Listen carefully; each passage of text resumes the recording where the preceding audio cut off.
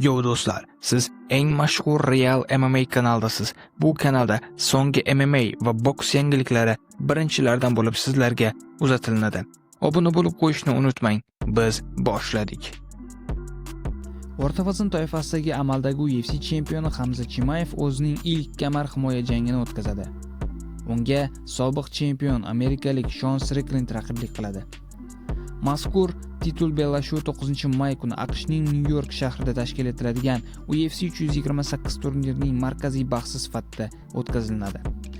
Asli chechenistonlik hozirda Birlashgan Arab Amirlik sharafini himoya qilayotgan 31 yoshli Boris Chimayev faoliyati davomida hozirgacha 15 ta jang o'tkazib, barchasida g'alaba qozongan. U oxirgi jangida Jar vakili Drux Du Plessis mag'lub etish orqali o'rta vazn toifasidagi chempionlik kamarini qo'lga kiritgan edi. 35 yoshlar Sean Strickland hisobida esa 30 ta g'alaba va 7 ta mag'lubiyat mavjud. U 2023-yil va 2025-yillar davomida UFC chempioni unvoniga egalik qilgan. Siz nima deb o'ylaysiz do'stlar? Bu jangda kim g'alaba qozonadi? Hamza Chimayev yoki Sean Strickland? Qay birining imkoniyati ko'proq? Kamaru Usman, Sean Strickland va Hamza Chimayev haqida gapirib o'tdi. Sean aniq zarba berish juda qiyin. Unda g'alati uslub bor.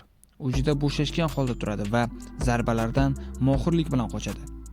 Hamza Chimayevda esa bitta asosiy qurol bor va aynan shu tufayli u ko'pchilik ustidan ustunlik qiladi. Ammo agar bu usul ish bermasa, bu Hamzatni o'zining barcha arsenallarini ko'rsatishga majbur qiladi. Hamza tik turib ham yaxshi jang qila oladi. U shunday uslubda Gilbert Burns bilan jang qilgan va uni bir necha marta knockdownga tushirgan.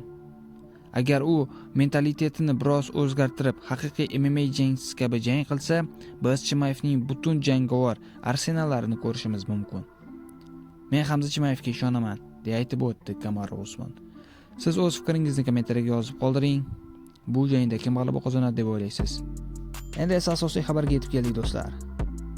Katta yangilik va nihoyat Nursulton Ro'ziboyevga jang berilmoqda.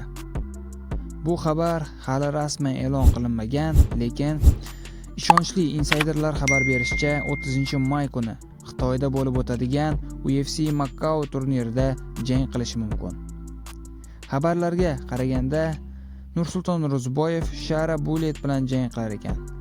Bu xabar rasmiy emas hozircha, lekin ishonchli manbalar bu jangni e'lon qilgan va asosiy kartga ham qo'shilgan. Rasmni ko'rishingiz mumkin. Siz nima deb o'ylaysiz do'stlar? Nursulton Ro'ziboyev va Shara Bullet. Bu jangda kim g'alaba qozonadi? O'z fikringizni kommentariyaga yozib qoldiring.